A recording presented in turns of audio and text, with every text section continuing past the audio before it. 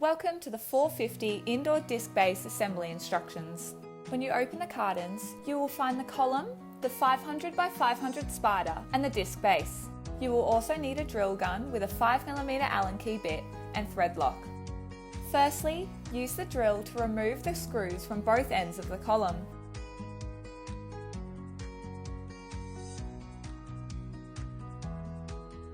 Stand the column upright so the end with the two holes is at the top. Grab the spider and identify the different sides. One will have divots and the other will be flat. Place the divot side face up and line up the holes.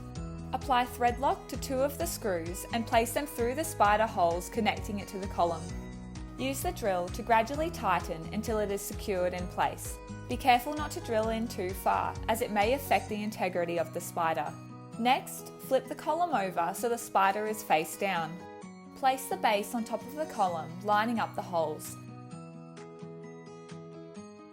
Apply thread lock to the screws, place them through the base and tighten with the drill.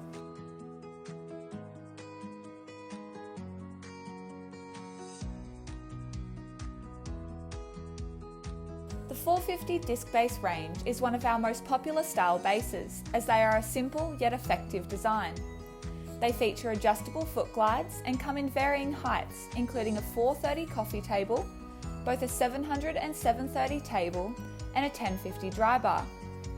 The finish options include Danube black, Porto white, Prague stainless steel, and Rome brass or copper, allowing them to complement any dining or office application.